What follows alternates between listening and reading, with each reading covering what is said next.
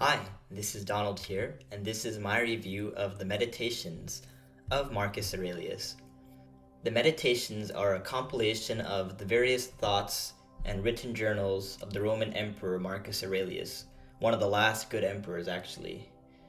These weren't ever meant to be published or shared with anyone, but were rather the emperor's private thoughts about philosophy, life, and purpose.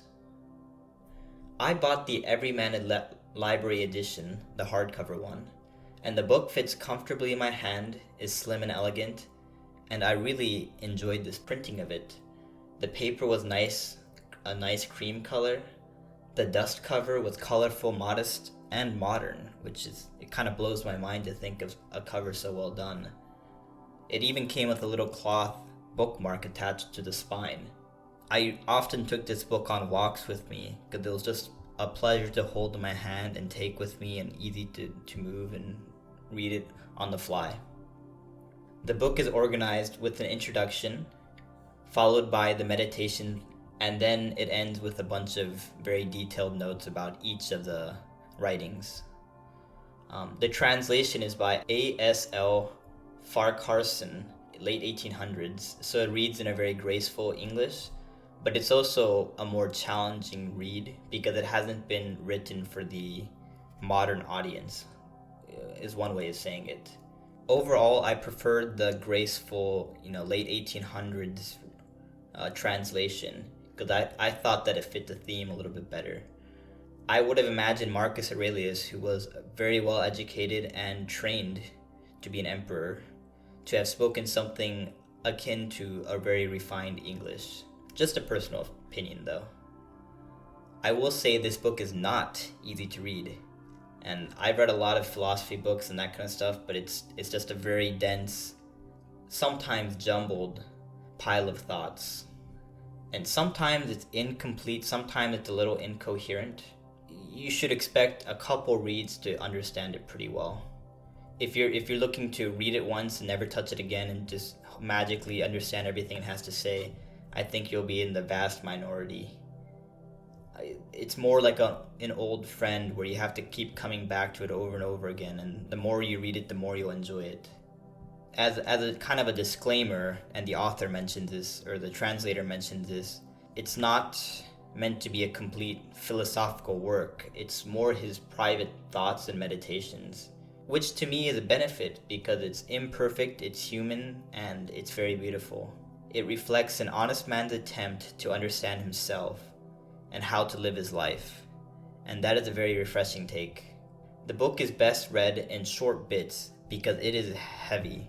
If you're trying to read through it fast, you're prone to get confused and very sleepy.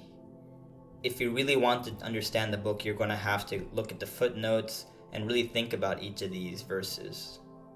In a sense, it's almost like work, because it's not an easy book like a fantasy book to read. It's really going to take some effort from you if you really want to understand it.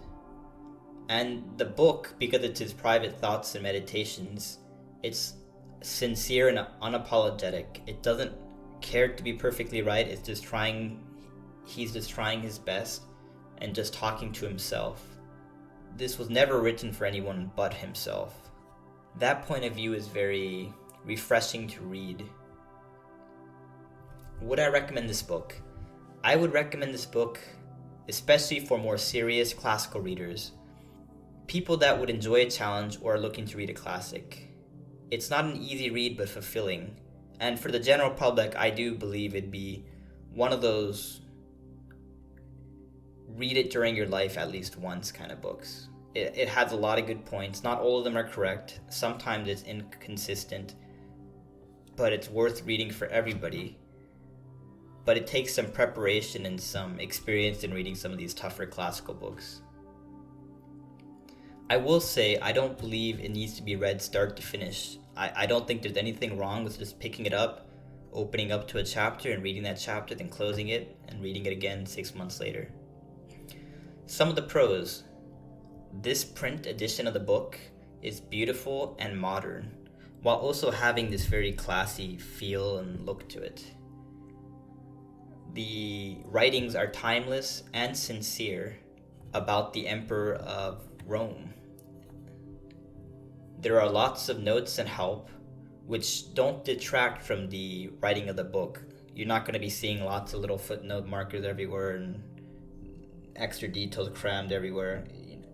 You get the work by itself, and then in the back you can look at all the footnotes if you want.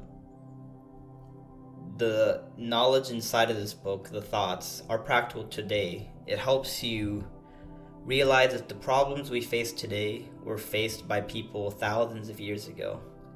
Humanity, the human experience transcends times and cultures, and even technology. Lastly, this book has many good quotes and lines. Some of the cons are the font is small to read and the text is dense. I occasionally struggled to read it and got sleepy, or I lost my place. It's not as spaced out as maybe it could have been. Reading this book from start to finish is challenging, and I personally found it challenging to read it all the way through. There's a whole lot to chew on, so many different ideas. Sometimes it's not well ordered. For most people, it's not going to be a pleasure read. For myself, I do like Greek and Roman writings, and this was still pretty challenging for me to read. And lastly, it was never meant to be published, so it makes this already difficult to read book a little bit even harder to read with all the organizational issues, and sometimes there's some thoughts of Marcus Aurelius aren't completed either, and it can be easy to get lost when he jumps around from topic to topic, almost on a whim sometimes. Okay, that is my review of the Meditations of Marcus Aurelius.